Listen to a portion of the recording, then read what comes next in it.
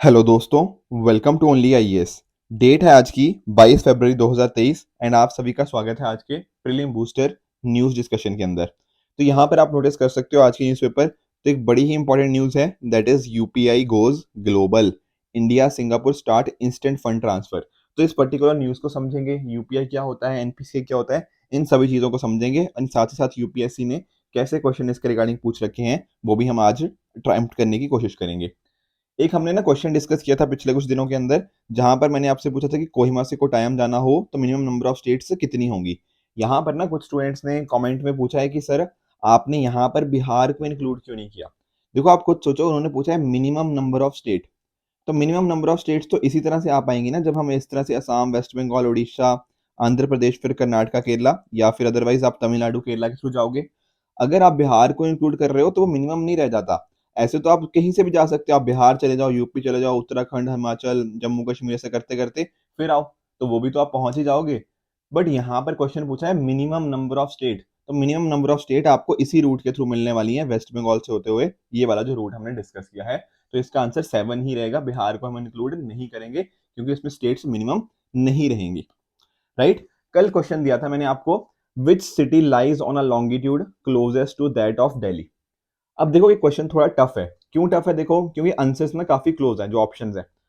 थोड़ा सा मार्क करने की कोशिश करते हैं, थोड़ा सा मैप छोटा है मुझे पता है, बट समझने के लिए हमारे लिए बहुत इंपॉर्टेंट है। देखो ये रहा क्या, ये रहा हमारा नई दिल्ली। ठीक है, मैं मैप पे मार्क करता चल रहा हूँ। अब नोटिस करो हैदराबाद, ये रहा हैदराबाद आपका। उसी तरह से बैंगलोर की तरफ चलते हैं, तो सर ये रहा बैंगलोर। एंड बाकी क्या था, नागपुर ये रहा, और ये रहा पुणे। तो देखो इस देखने से पता तो ये लग गया कि सर पुणे तो बड़ी दूर है। ठीक है ना, तो सिमिलर लाइन में तो दिल्ली के नहीं लाई कर रहा लॉन्गिट्यूड में। सिमिलरली नागपुर भी काफी दूर है। अब क्वेश्चन आ जाता है हैदराबाद का और बैंगलोर का। तो अब थोड़ा सा इसको केयरफुली देखोगे ना, तो आप रियलाइज करोगे कि जो न्यू दिल्ली है और जो बैंगलोर है वो सिमिलर लॉन्गिट्यूड में लाई कर रहे हैं। अगर मैं आपको थोड़ा पर्टिकुलरली बताऊं, तो आप नोटिस करोगे जो दिल्ली है वो 77.23 डिग्री ईस्ट पे लाई करता है। बैंगलोर जो है वो 77.59 डिग्री ईस्ट पे लाई करता है। वेरस जो हैदराबाद की बात करें, वो 78.48 डिग्री ईस्ट पे लाई करता है। तो कंपैरिजन में अगर देखा जाए ना, तो बैंगलोर और न्यू दिल्ली ये सिमिलर लॉन्गिट्यूड पे लाई करते हैं। इस वजह से इसका आंसर क्या हो जाएगा, ऑप्शन नंबर बी इसका आंसर हो जाएगा। काफी क्लोज है ऑल दो हैदराबाद और बैंगलोर, पर सही इसका आंसर बैंगलोर ही होगा।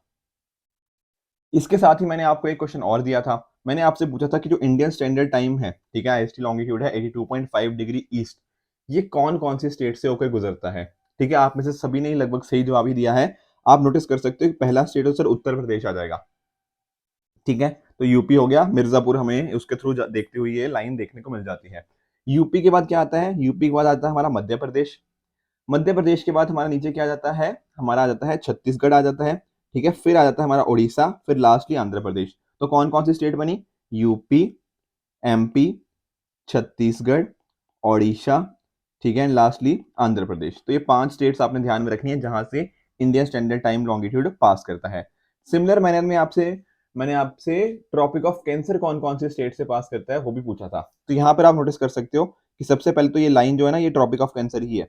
ठीक है, तो यहाँ से आप देख सकते हो गुजरात हो गया सबसे पहले, तो फिर फॉलोड बाय मध्य प्रदेश।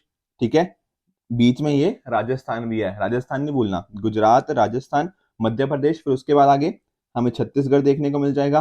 फिर आ जाता है हमारे पास झारखंड आ जाता है, फिर आ गया वेस्ट बंगाल, फिर ये वाली स्टेट, सर ये वाली स्टेट कौन सी है, ये स्टेट है त्रिपुरा, एंड लास्टली हमारे पास है मिजोरम। तो टोटल कितनी स्टेट्स बनी, टोटल बनी 8 states. Gujarat, Rajasthan, Madhya Pradesh, Chhattisgarh, Jharkhand, West Bengal, Tripura and Mizoram. ठीक है, these are the 8 states through which Tropic of Cancer passes. तो ये बात भी आपको ध्यान में होनी चाहिए। इसके साथ में आप नोटिस करो, हमारे जो देखो, अगर मैं बॉर्डर्स की बात करूं ना, तो थोड़े नंबर्स यहाँ पे थोड़े शायद ठीक ना हो, पर बांग्लादेश देखो, बांग्लादेश के साथ ना हमारा जो सबसे बड़ा बॉर्डर देखने को मिलता है। कई बार हमें कंफ्यूजन होती है कि शायद सर पाकिस्तान है, बट नहीं, हमारा सबसे बड़ा बॉर्डर किसके साथ है, बांग्लादेश। सेकंड पे आ जाता है हमारा चाइना आ जाता है, एंड थर्ड पे आ जाता है हमारा पाकिस्तान। तो ये 3 हमारे लार्जेस्ट बॉर्डर्स हैं। तो आपको इनका इसी ऑर्डर में ये चीजें पता होनी चाहिए कि सबसे बड़ा बॉर्डर किसके साथ हम शेयर करते हैं। एक चीज और देखो, हमारा ना बॉर्डर अफगानिस्तान के साथ भी शेयर होता है। काफी लोगों को यहाँ पे कंफ्यूजन हो जाती है। इनफैक्ट ना मैं अभी कुछ इंटरव्यूज के कैंडिडेट्स का देख रहा था, जो मॉक इंटरव्यूज होते हैं, तो उन्होंने भी पूछा गया उनसे कि कौन कौन से कंट्री का इंडिया बॉर्डर टच करता है, तो अफगानिस्तान का नाम भूल जाते हैं, बट नहीं, India does share its border with Afghanistan. दरअसल में हमारा ये जो एरिया है ना, ये पीओके के पास है, मतलब as in Pakistan occupied Kashmir है, बट है तो हमारा ही पार्ट, ठीक है ना। तो आपको भूलना नहीं है कि अफगानिस्तान के साथ भी इंडिया बॉर्डर टच करता है, राइट। और इस तरह के क्वेश्चन ना ट्रॉपिक ऑफ कैंसर कहाँ से पास कर जाते हैं, ये चलो यूपीएससी तो पूछ ही लेता है, उसी तरह से कई बार ये केबीसी वगैरह जैसे सवालों में भी आ जाते हैं। तो दरअसल में ना ये यूपीएससी प्रीवियस ईयर क्वेश्चन नहीं है, ये केबीसी प्रीवियस ईयर क्वेश्चन है, ठीक है। Just on a lighter note मैंने सोचा आपके साथ ये भी डिस्कस कर ही लेता हूँ। तो चलो चलते हैं, जो वैसे मैंने आपको बताया था, एक बॉडी इंपॉर्टेंट न्यूज डिस्कस करेंगे। UPI goes global, India Singapore start instant fund transfer. अब यहाँ पर आप देख सकते हो हमारे प्रधानमंत्री जी को, ठीक है। सिमिलरली सिंगापुर के काउंटर पार्ट भी आपको यहाँ पे देखने को मिल जाएंगे। तो यहाँ पर क्या स्टार्ट किया इंडिया और सिंगापुर ने मिलकर, cross border real time payment system connectivity, ठीक है ना। कि हम अगर इंडिया से मान लो कोई चीज भेजनी है तो क्रॉस बॉर्डर हो जाएगा ना दूसरी कंट्रीज के साथ, रियल टाइम के बेसिस के ऊपर पेमेंट होगा यहाँ पे। तो इंडिया का क्या है सर, इंडिया का है UPI, that is unified payment interface, और सिंगापुर का क्या है, सिंगापुर का है पे नाउ। अब इससे फायदा क्या होगा, जो भी हमारे अलग बेनिफिट, जो माइग्रेंट वर्कर्स हैं या कोई प्रोफेशनल्स हैं, कोई स्टूडेंट्स हैं, तो एक कंट्री से दूसरी कंट्री में कुछ पैसे भेजते हैं जिनको हम क्या बोलते हैं, रेमिटेंसेस। तो इन रेमिटेंसेस को शेयर करने के अंदर बड़ी ज्यादा आसानी हो जाएगी, ठीक है ना। तो पर्सन टू पर्सन रेमिटेंसेस के लिए बहुत अच्छी चीज है, और एनुअल लिमिट कितनी है इसकी, $2.5 लाख, ठीक है। तो ये चीज आपको अच्छे से पता होनी चाहिए कि इंडिया सिंगापुर के रिलेशंस भी इंप्रूव होंगे, एंड ओवरऑल इकोनॉमिकली इंडिया भी काफी आगे बढ़ रहा है। अब जरा बात कर लेते हैं यूपीआई और एनपीसीआई की। दरअसल में ना एनपीसीआई हमारे पास एक ऑर्गेनाइजेशन है, national payment corporation of India. ये एक तरह की क्या है, अम्ब्रेला ऑर्गेनाइजेशन है, ठीक है सर। पर ये करती क्या है, देखो इंडिया में जो अलग अलग रिटेल पेमेंट्स हो गया, सेटलमेंट सिस्टम हो गया, उन सभी को ऑपरेट करने का के लिए जो अम्ब्रेला ऑर्गेनाइजेशन है, दैट इज एनपीसीआई। इसके हेडक्वार्टर्स आपको मुंबई महाराष्ट्र के अंदर देखने को मिल जाएंगे। और जरा आप इस बात पे गौर करो कि कितने इंपॉर्टेंट काम एनपीसीआई के द्वारा किए जाते हैं। आई एम वेरी श्योर आपने कभी ना कभी किसी को यूपीआई के थ्रू पैसे भेजे होंगे, ठीक है। चाहे आप दुकान पे जाते हो तो स्कैनिंग करते हो, वहां पे क्यूआर कोड को स्कैन करके किसी को पैसे भेजते हो, या फिर आपने भीम ऐप यूज करी होगी, आपने रुपए कार्ड यूज किया होगा, आपने नाच यूज किया होगा, इमीडिएट पेमेंट सिस्टम यूज किया होगा, आपने फास्टैग यूज किया होगा, cheque transaction system, national financial switch, Aadhaar enabled payment system, ठीक है ना। ई रूपी हो सकता है, आप मतलब आपने सुना होगा इसके बारे में, यूपीआई 123 पे। तो ये सारी चीजें जो अलग अलग चीजें हैं, ये दरअसल में एनपीसीआई के द्वारा ही करी जाती हैं। तो इसी वजह से हम बोल रहा था कि this is an umbrella organisation for operating retail payment and settlement system. कल को कोई इनमें से आपसे पूछ लेना कौन इसको ऑपरेट करता है, तो बता देना भैया ये एनपीसीआई के थ्रू होते हैं। अब जरा यूपीआई की तरफ आ जाते हैं। देखो आप एक समझो कि जैसे ना, यूपीआई है क्या, यूपीआई दरअसल में एक टेक्नोलॉजी है। आपके अलग अलग डिजिटल पेमेंट एप्स आप जानते हो ना, जैसे फॉर एग्जांपल पेटीएम, फोन पे, गूगल पे, अमेजॉन पे, भीम, ये अलग अलग तरह की एप्स आप जानते होंगे, ठीक है ना। तो एक तरह की टेक्नोलॉजी है जो कि इंश्योर करती है कि आप आसानी से किसी चीज को पेमेंट कर पाओ। पहले क्या होता था ना, यूपीआई के आने से पहले, जैसे मान लो आपकी ये पेटीएम की ऐप है, तो पेटीएम के वॉलेट में आपको पैसे रखने पड़ते थे, ठीक है। करना क्या पड़ता था, आप अपने बैंक अकाउंट से कुछ पैसा अपने पेटीएम वॉलेट में डालते थे, फिर उसको आप किसी से ट्रांजैक्ट कर पाते थे। पर जब से यूपीआई आया है, आप किसी को भी पैसे भेज सकते हो बिना यहाँ पे वॉलेट में रखे हुए। डायरेक्टली आप क्या करते हो, डायरेक्टली आप अपने बैंक अकाउंट से आपके पैसे कट जाते हैं और सामने वाले के बैंक अकाउंट में चले जाते हैं। तो इस तरह से क्या होता है, आपका बैंक अकाउंट लिंक कर दिया गया है, direct transfer of money without storing in the wallet. Wallet के अंदर आपको स्टोर करने की जरूरत यहाँ पर नहीं देखने को मिलती, ठीक है। तो ये होता है यूपीआई के बारे में। एक तरह का ये जो इमीडिएट पेमेंट सर्विस होता है आईएमपीएस, उसी का ये एडवांस वर्जन है। यहाँ पर आप मल्टीपल बैंक अकाउंट एक सिंगल मोबाइल एप्लीकेशन के अंदर डाल सकते हो। आप नोटिस भी कर सकते हो कि आपने यूपीआई की कोई भी ऐप डाउनलोड करी, अपने फोन में इंस्टॉल करो, एक वर्चुअल एड्रेस क्रिएट करो, अपने यहाँ पे बैंक अकाउंट्स को ऐड करो, एंड अकॉर्डिंगली आप यूपीआई के थ्रू ट्रांजेक्शन करना स्टार्ट कर सकते हो। ये बहुत ही इस तरह से फ्लेक्सिबल है, ठीक है। तो यूपीआई के थ्रू आप ये अलग अलग ऐप्स आप देखने को मिल जाती है। तो किसी को भी, पहले आपको कई बार आपने सुना होगा ना, कई लोग बोलते हैं कि सर मुझे पेटीएम पे पैसे मत भेजो, मुझे फोन पे पैसे भेजो। वो फर्क नहीं पड़ता, दरअसल में हो क्या रहा है ना, वो यूपीआई के थ्रू जा रही हैं चीजें, समझ रहे हो। आपके डायरेक्टली बैंक अकाउंट के साथ ही लिंक कर दिया, ऐसा थोड़ी वॉलेट में जाएगा। तो ये सारी चीजें यूपीआई के थ्रू डेफिनेटली हो जाती हैं। एक दो क्वेश्चन ट्राई करते हैं। देखो यूपीएससी ने 2017 में ये क्वेश्चन पूछा था कि which of the following is the most likely consequence of implemented UPI, UPI के होने से क्या चीज हो जाएगी। अब इस क्वेश्चन का ना मैं आपको आंसर नहीं बता रहा। सर क्यों नहीं बता रहे आंसर? क्योंकि मैंने ये आपको बता दिया है, ठीक है। मैं जस्ट चेक करना चाह रहा हूँ कि आप कितने ध्यान से चीजों को सुन रहे हो, तो मुझे नीचे कमेंट सेक्शन में इसका आंसर बताना। सिमिलरली ये 2017, ये क्वेश्चन शायद किसी और साल का हो सकता है, बट एनीवेज यहाँ पे क्या पूछा है कि NPCI helps in promoting financial inclusion in the country, बताओ ठीक है या गलत है। And secondly NPI has launch RuPay a card payment scheme, इसका भी मैं आंसर नहीं बता रहा क्योंकि ये भी मैंने अभी थोड़ी देर पहले ही आपको बता दिया है। तो आप मुझे नीचे कमेंट सेक्शन में दोनों के दोनों क्वेश्चंस का आंसर बताओगे। अगर कुछ डाउट होगा तो मैं कल आपको डिस्कस कर लूंगा, राइट। आगे चलते हैं अगले टॉपिक की तरफ। तो यहाँ पर आप नोटिस करो साउथ चाइना सी, ये भी ना मुझे आपके मैपिंग करवानी है इसकी, साउथ चाइना सी की, और टॉपिक भी काफी एक्चुअली मैपिंग के साथ ही लिंक है। तो हम इसको कल डिस्कस करेंगे साउथ चाइना सी की मैपिंग को। आपने लोगों ने क्या करना है, मुझे ये बताना है। एक तो पहले तो ये आपका होमवर्क है, ठीक है ना। आप लोग चेक करोगे कि हाँ साउथ चाइना सी में क्या क्या चीजें हैं। एक आप मुझे बताओगे कि सर ये 9 डैश लाइन क्या है, ठीक है। एंड सेकेंडली इंडियन ओशन या फिर आप कह लो अंडमान सी जो होता है इसमें, और साथ साथ जो पैसिफिक ओशन है वहां पर जैसे साउथ चाइना सी है, इन दोनों को एक बहुत ही इंपॉर्टेंट स्टेट कनेक्ट करती है। स्टेट का नाम क्या है, ठीक है। ये सारे क्वेश्चंस का आंसर मैं डिस्कस करूंगा, पर मैं चाहता हूं कि आप भी अपने एंड पे थोड़ा हार्डवर्क करो, क्योंकि अगर आप खुद एक बार चीजों को सर्च करोगे ना, खुद अपने एंड पे थोड़ा अपने एटलस को देखोगे, तो लंबे टाइम तक चीजें आपके ध्यान में रहेंगी, ठीक है। तो मेक श्योर आप इन चीजों का मुझे बताना आंसर, फिर कल हम इनको डिस्कस कर लेंगे, राइट। अगले टॉपिक की तरफ चलते हैं, that is UN commission for social development. देखो जो यूनाइटेड नेशन है ना, उसका जो सोशल डेवलपमेंट कमीशन है, उन्होंने रुचिरा कंबोज को 62nd सेशन को प्रिसाइड करने के लिए इलेक्ट किया है। अब यहां पर आप सोच रहे होंगे सर इसका मीनिंग क्या है, ये कमीशन फॉर सोशल डेवलपमेंट।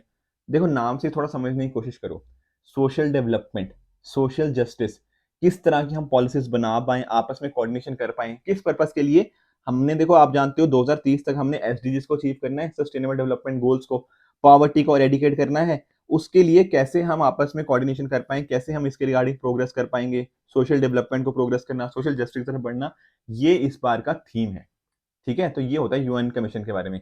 और ये दरअसल में 1975 के बाद ना पहली बार ऐसा हो रहा है कि इंडिया चेयर बना है कमीशन फॉर सोशल डेवलपमेंट का।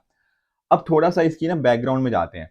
दरअसल में अगर आप नोटिस करोगे तो जब मैं बात करता हूँ यूनाइटेड नेशन की, तो यूनाइटेड नेशन में आपको 6 प्रिंसिपल ऑर्गन्स देखने को मिल जाएंगे। जैसे फॉर एग्जांपल आप जानते हो हमारे पास यूएन जनरल असेंबली है, ठीक है, जहां पर क्या होता है कि जो पॉलिसी मेकिंग हो गया, जो अलग अलग कंट्रीज हैं उनके द्वारा रिप्रेजेंट किया जाता है, ठीक है ना। आपस में ये सारे मिलकर डिस्कशन करते हैं, सितंबर में अक्सर इनकी मीटिंग होती है, ठीक है। तो ये तो यूएन जनरल असेंबली। उसी तरह से आप जानते हो हमारे पास क्या होता है यूएन सिक्योरिटी काउंसिल, जहां पर हमें 5 परमानेंट मेंबर्स और साथ साथ 10 टेम्पररी मेंबर्स देखने को मिलते हैं। टोटल 15 मेंबर्स हमें यूएन सिक्योरिटी काउंसिल के अंदर होते हैं। वीटो का कॉन्सेप्ट आप जानते होंगे जो P5 को मिला हुआ है। उसी तरह से हमें यहाँ पर एक ट्रस्टीशिप काउंसिल भी देखने को मिली है, ऑल्दो अब तो ये काम मतलब लगभग ना ही काम है इसका, ठीक है। एक होता है हमारा international court of justice ICJ, जो कि जिसके आपको हेडक्वार्टर्स द हेग नीदरलैंड्स के अंदर देखने को मिल जाएंगे, जो कि यूएन का चीफ जुडिशियल ऑर्गन है। इसी तरह से एक यूएन का सेक्रेटेरिएट होता है। और जो छठा इसका ऑर्गेनाइजेशन है दैट इज यूएन इकोसॉक, ठीक है। सर ये इकोसॉक क्या है? देखो इकोसॉक stands for economic and social council, ठीक है। तो जैसे इकोनॉमिक हो गया, सोशल हो गया, इन्वायरमेंटल इश्यूज हो गया, इनके रिगार्डिंग कुछ रिकमेंडेशंस देना, इनके रिगार्डिंग कोऑर्डिनेशन करना, पॉलिसी डायलॉग, पॉलिसी रिव्यू करना, ये सारी अलग अलग चीजें यूनाइटेड नेशन इकोसॉक के अंदर करी जाती हैं। तो ये भी एक छठा ऑर्गेनाइजेशन ही है, वन ऑफ द 6 प्राइम जो 6 ऑर्गन्स ऑफ यूएन है। तो इसी यूएन इकोसॉक के अंतर्गत हमें ये चीज देखने को मिलेगी, कमीशन फॉर सोशल डेवलपमेंट। आई बात समझ में? तो इसका काम क्या होगा सर? इसका काम यही है कि हम जो भी ना, देखो इन चीजों के रिगार्डिंग, सोशल डेवलपमेंट के रिगार्डिंग क्या चीजें हमने करनी है, उसके ऊपर काम है, ठीक है। इकोसॉक का ही एक तरह से पार्ट मान के चलो इसको। जैसे फॉर एग्जांपल इकोसॉक के अलग अलग पार्ट्स है ना, उसी का ही ये मतलब जो इसकी एस्टेब्लिशमेंट है कमीशन फॉर सोशल डेवलपमेंट की, ये इकोसॉक के द्वारा ही करी गई है, ताकि ये जो सारे मुद्दे हैं इनके ऊपर हम अच्छे से वर्क कर पाए। अभी डिस्कस किया था ना सस्टेनेबल डेवलपमेंट गोल को इंश्योर करना, पॉवर्टी एरेडिकेशन करना, उसके थ्रू। एक ना दरअसल में 1995 के अंदर एक कोपेनहेगन के अंदर हमारी यहाँ पे एक मीटिंग हुई थी, ठीक है, एक वर्ल्ड समिट हुआ था। तो उसके बाद एक Copenhagen declaration on social development निकल के आई थी। वहां पर हमने कोशिश करी थी कि लोगों को हम कैसे डेवलपमेंट के सेंटर में लेकर आ सकते हैं, उसी चीज को हम कितना अचीव कर रहे हैं, कितना नहीं अचीव कर रहे, वही सारी चीजें यहाँ पे चेक करी जाएंगी, कितना हमने फॉलो अप किया, कितना इंप्लीमेंट किया उस चीज को या नहीं किया। तो इसका फॉर्मेशन हमें 1946 में देखने को मिल जाएगा। ठीक है, तो ये सारी चीजें हैं। बाकी हर साल मिलते हैं न्यूयॉर्क के अंदर, जनरली फरवरी के अंदर इनकी मुलाकात होती है। ठीक है, यहाँ पर हमें 46 मेंबर्स देखने को मिल जाएंगे जो कि इलेक्ट किए जाते हैं किसके द्वारा, इकोसॉक के द्वारा। और इसका काम यही है, इकोसॉक को ये एडवाइस करता है अलग अलग पॉलिसीज के रिगार्डिंग कैसे हम इस चीज को अचीव कर पाए। एक प्रीवियस ईयर क्वेश्चन दे रहा हूं आपको, 2019 का क्वेश्चन है। यहां पर क्या पूछ रहा है, ऑन 21 जून द सन, क्या होता है इसके रिगार्डिंग। देखो मैंने आपको अभी बताया ना, मैंने आपको कल होमवर्क दिया था लॉन्गिट्यूड और लैटिट्यूड रिवाइज करने के रिगार्डिंग। ठीक है, कुछ लोगों ने किया है, कुछ लोगों ने आई एम वेरी श्योर नहीं भी किया है। जिन्होंने नहीं किया एक बार दोबारा रिवाइज करना। ठीक है, और इसका मुझे नीचे आंसर बताना कि क्या आंसर है, क्योंकि सिमिलर क्वेश्चन आई थिंक 2022 में भी पूछा गया है। फिर मैं कल इसको भी डिस्कस करूंगा आपके साथ अगर किसी को कोई डाउट होगा। पर बहुत ईजी क्वेश्चन है, ट्रस्ट में, यहाँ पे डाउट आपको नहीं आना चाहिए। आगे चलते हैं। ठीक है, अगला टॉपिक क्या है, शिंकुला टनल। अब देखो कैबिनेट ने ना अप्रूवल दिया है construction of Shinkula tunnel for all weather connectivity at Ladakh. आप यहाँ पर देख सकते हो, यहाँ पर आपको देखने को मिल जाएगा, ये मैप के अंदर आप थोड़ा फोकस करो तो यहाँ पर आप नोटिस करोगे कि जो ये जो रोड है दारचा, ठीक है, पदूम और निमू, इस पर्टिकुलर रोड के ऊपर ये 4.1 किलोमीटर लंबी टनल होने वाली है, शिंकुला टनल। और जो ये पर्टिकुलर टनल है इसका कंस्ट्रक्शन किसके द्वारा किया जा रहा है, BRO के द्वारा, बॉर्डर रोड ऑर्गेनाइजेशन। बहुत इंपॉर्टेंट है, आप मुझे बताओगे कौन सी मिनिस्ट्री के अंतर्गत ये आती है। ठीक है, इंपॉर्टेंट क्वेश्चन हो सकता है यूपीएससी के लिए, तो मेक श्योर आप इसको बताओ। ठीक है, और ये जो पर्टिकुलर टनल है ना, ये दुनिया की सबसे हाईएस्ट टनल होगी एट 16,580 फीट। तो बहुत ही इंपॉर्टेंट हमारे एग्जाम के लिए बन जाता है। And this is a part of project योजक जिसको इंप्लीमेंट किया जा रहा है बाय बॉर्डर रोड ऑर्गेनाइजेशन। अब काम क्या है इसका, मतलब क्यों बनाई जा रही है टनल, ताकि जो मनाली और लेह का रूट है ना वो through out the year accessible रहे। कल को मान लो हमने आर्मी मूवमेंट करनी है, सिविलियन मूवमेंट करनी है, चाहे कोई भी सर्दी का मंथ हो, तो वहां पर भी ये पूरे साल हम वो चीज को कर पाएंगे। इसके लिए शिंकुला हमारे लिए बहुत ज्यादा इंपॉर्टेंट हो जाती है। तो शिंकुला जो है वो हिमाचल प्रदेश की लाहौल वैली को Zanskar valley in the union territory of Ladakh, इसको कनेक्ट करने में इंपॉर्टेंट रोल प्ले करेगी। राइट, अगले टॉपिक की तरफ चलते हैं, that is Debrigarh tiger reserve. पहले तो ये समझो कि ये कौन से स्टेट के अंदर है, ये आता है ओडिशा स्टेट के अंदर। जो दरअसल में ओडिशा स्टेट का एक प्रपोजल था कि देबरीगढ़ टाइगर रिजर्व को, मतलब देबरीगढ़ को एक टाइगर रिजर्व डिक्लेयर कर दिया जाए, तो इसको अप्रूव कर दिया गया है by National Tiger Conservation Authority, that is NTCA। अब देवडीगढ़, जरा लोकेशन की तरफ चलते हैं तो आप यहाँ पे नोटिस करोगे, ये देखो ये देवडीगढ़ सेंचुरी दिख रही है 14 नंबर पे, ये है दरअसल देवडीगढ़। उसी तरह से यहाँ पे इंपॉर्टेंट चीज आप देखो, ये आपको यहाँ पे देखने को मिलेगा सिमलीपाल। एंड एक इंपॉर्टेंट लोकेशन और आपको देखनी है, दैट इज सतकोशिया सेंचुरी। तो सतकोशिया सेंचुरी आपको यहाँ के अराउंड देखने को मिल जाएगी। ये तीन चीजों का डिस्कशन अभी हम करेंगे। क्यों करेंगे, क्योंकि ये ओडिशा के अंदर तीसरा टाइगर रिजर्व बनने वाला है आफ्टर सिमलीपाल एंड सतकोशिया। तो मेक श्योर कि आप बाकियों का भी यहाँ पे देख लिया हमने, सिमलीपाल का भी, सतकोशिया का भी, और ये तो रहा हमारा जो देबरीगढ़ है। ठीक है, तो यहाँ पर आप नोटिस करो देबरीगढ़ लोकेटेड कहाँ पे है, संबलपुर उड़ीसा के अंदर, नियर द हीराकुद डैम। ठीक है, बहुत इंपॉर्टेंट डैम हो जाता है। इसको 1985 में हमने वाइल्ड लाइफ सेंचुरी डिक्लेयर किया था, और यहाँ पर महानदी रिवर के ऊपर जो हीराकुद डैम है उसके पास ये लोकेटेड है। इसके अलावा देबरीगढ़ जो है वो सुनाबेड़ा टाइगर रिजर्व के साथ, ठीक है, जो कि प्रपोज है उसके साथ वेल कनेक्टेड है। ठीक है, साथ साथ सतकोशिया टाइगर रिजर्व के साथ भी कनेक्टेड है। एक इंपॉर्टेंट चीज है इसकी सिग्निफिकेंस, ये थोड़ा मार्क करो यहाँ पे। यहाँ पर ना एक हमारे फ्रीडम फाइटर हैं वीर सुरेंद्र साई। अब यहाँ जब इन्होंने ब्रिटिशर्स के अगेंस्ट रिबेलियन किया था ना, तो वीर वीर सुरेंद्र साई का जो बेस था वो 12 पत्थर था। 12 पत्थर जो है वो इसी particular sanctuary, that is Debrigarh wild life sanctuary के अंदर ही लोकेटेड है। तो कल को ना ये क्वेश्चन डेफिनेटली बन सकता है। ठीक है, तो ध्यान में रखना, वीर सुरेंद्र साई का जो बेस था 12 पत्थर वो इस सेंचुरी के अंदर लोकेटेड है। यहाँ पर कुछ इंपॉर्टेंट फोना, जैसे फॉर एग्जांपल लेपर्ड हो गया, वाइल्ड बोर हो गया, bison and four horn antelope, वो हमें इस पर्टिकुलर सेंचुरी के अंदर देखने को मिल जाएंगे। नेक्स्ट टॉपिक की तरफ बढ़ते हैं, दैट इज सागर परिक्रमा प्रोग्राम। अब देखो जो हमारी union ministry of fisheries, animal husbandry and dairying है, इनके द्वारा लॉन्च किया गया है Sagar Parikrama phase 3 from Hazira project Gujarat. अब सागर परिक्रमा, देखो सागर का मतलब होता है हम समुद्र की बात करते हैं, परिक्रमा एक तरह की जर्नी हो गया, या फिर आप कह लो कि किसी चीज के अराउंड घूमना। ठीक है, जैसे परिक्रमा होती है, नेविगेशन जर्नी बात कर सकते हो यहाँ पे। तो ये पर्टिकुलर जो नेविगेशन जर्नी है, ये जितनी भी हमारी कोस्टल स्टेट्स हैं या जो यूटीज हैं वहां पर होती है। फिर काम क्या है सर इसका, दरअसल में देखो आप इंडिया में की ना पर्टिकुलर डेवलपमेंट के अंदर फिशरमैन का भी बहुत इंपॉर्टेंट रोल है, ठीक है ना, इनका भी तो बहुत इंपॉर्टेंट रोल रहा ही है। तो हम ना एक तरह से इनके साथ अपनी सॉलिडारिटी को एक्सप्रेस कर रहे हैं कि हम पूरी कंट्री भी आपके साथ है। इसके अलावा आप नोटिस करो हमारी गवर्नमेंट की अलग अलग स्कीम्स हैं, उनके बेनिफिट्स क्या लोगों तक पहुंच रहे हैं, नहीं पहुंच रहे। हमारे जो फार्मर्स, हम जो फिशरीज हैं, जो फिश फार्मर्स है एक तरह से ऐसे बोल लो, इनको बेनिफिट्स पहुंच रहे हैं, नहीं पहुंच रहे, क्या इनको पता भी है कि कौन कौन सी स्कीम्स हमने इनके लिए चला रखी है, नहीं चला रखी। तो इन सभी चीजों का यहाँ पे ध्यान रखा जाता है। प्लस साथ ही साथ हमारा जो मरीन इकोसिस्टम है उसको भी तो हमने प्रोटेक्ट करना है। प्लस हमारे जो फार्मर्स हैं वो न्यूट्रिशनल सिक्योरिटी, फूड सिक्योरिटी के लिए, जो फिश फार्मर्स की बात कर रहा हूँ, बहुत इंपॉर्टेंट रोल प्ले करते हैं। तो ये सारी चीजें इनके साथ बताना, इनको इनके साथ डिस्कशन करना, इसी प्रोग्राम के अंतर्गत किया जाता है। सर कहाँ पर किया जा रहा है? देखो जितनी भी हमारी यूटीज हैं, जितनी भी हमारी कोस्टल स्टेट्स हैं, उन सभी के अंदर किया जाएगा। जितनी कोस्टल स्टेट्स हैं, यूटीज, जैसे फॉर एग्जांपल स्टार्ट कहाँ से हुआ है? गुजरात से, फिर दमन एंड दीव आप जानते हो नीचे आ जाता है, फिर Maharashtra, Goa, Karnataka, Kerala, Tamil Nadu, Andhra Pradesh, Orissa, West Bengal, Andaman Nicobar and Lakshadweep islands, इन सभी जगह यहाँ पे हमें देखने को मिलेगा।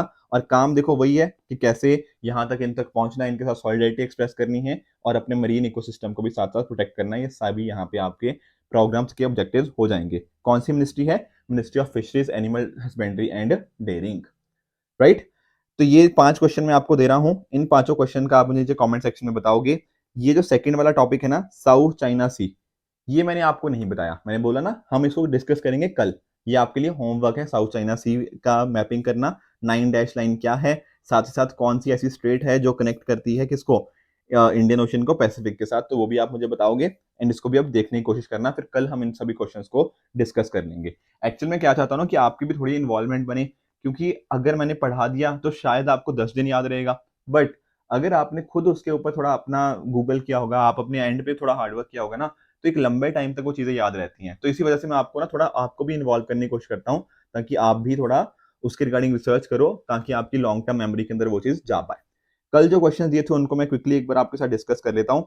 एक छोटी सी चीज, मैंने आपसे एक बुक पूछी थी दादाबाई नौरोजी जी की बुक के बारे में, तो वो बुक का नाम है poverty and un British rule in India.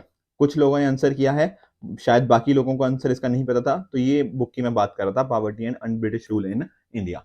अब देख लेते हैं क्वेश्चन आज जो कल दिए थे। एनजीटी, नेशनल ग्रीन ट्रिब्यूनल, क्या ये बाउंड है procedure laid down under code of civil procedure? The answer is no, ठीक है, ये फॉल्स है। हमने डिस्कस किया था जो प्रिंसिपल ऑफ नेचुरल जस्टिस है उसके थ्रू ये वर्क करता है, और ये बाउंड नहीं होता है इसके, तो फॉल्स हो जाएगा पहला स्टेटमेंट। दूसरा, जल जन अभियान, क्या मिनिस्ट्री ऑफ जल शक्ति एंड ब्रह्म कुमारी ही है? The answer is true. Third देखो, एनजीटी चेयरपर्सन, क्या 4 साल की टर्म है? सर फॉल्स, हमने डिस्कस किया था ना 5 साल की टर्म हमें यहाँ देखने को मिलती है। री एम 2023, क्या ये इसका एम था? The answer is false. देखो यहाँ पे बात थी आर्टिफिशियल इंटेलिजेंस को हम कैसे रिस्पॉन्सिबली यूज कर सकते हैं मिलिट्री के अंदर, इस सभी चीजों के ऊपर डिस्कशन हुआ था, तो इसका आंसर फॉल्स हो जाएगा। पांचवा, तेजा रेड चिल्ली, तेलंगाना ही है largest producer. The answer is true, हमने डिस्कस किया था सदर्न इंडिया के अंदर इंपॉर्टेंट लोकेशंस हैं और तेलंगाना ही उनमें से लार्जेस्ट प्रोड्यूसर हमें देखने को मिल जाता है। तो ये हो गए कल के क्वेश्चन जो हम दिए थे। इन क्वेश्चंस का आंसर आप मुझे नीचे कमेंट सेक्शन में बताओगे। इसके साथ ही जो मैंने आपको मैपिंग के रिगार्डिंग काम दिया है, जो बाकी होमवर्क मैंने आपको दिया है, उनको भी आप मुझे नीचे कमेंट सेक्शन में बताओगे कौन सा ठीक है, कौन सा गलत, मतलब गलत है, एंड उनका क्या आंसर है। एक बीआरओ के रिगार्डिंग भी पूछा है कौन सी मिनिस्ट्री है, तो वो भी आप मुझे नीचे कमेंट सेक्शन में बताओगे। अगर आपको इस लेक्चर की पीडीएफ चाहिए तो आप हमारे Telegram channel only S nothing else पे जाके ले सकते हो एंड अपनी प्रिपरेशन को और भी बूस्ट कर सकते हो। ठीक है फ्रेंड्स, तो आई होप आपको आज का सेशन अच्छे से समझ आया होगा। इसी तरह से आप भी अपने एंड पे हार्ड वर्क करते रहिए। Goodbye and good luck.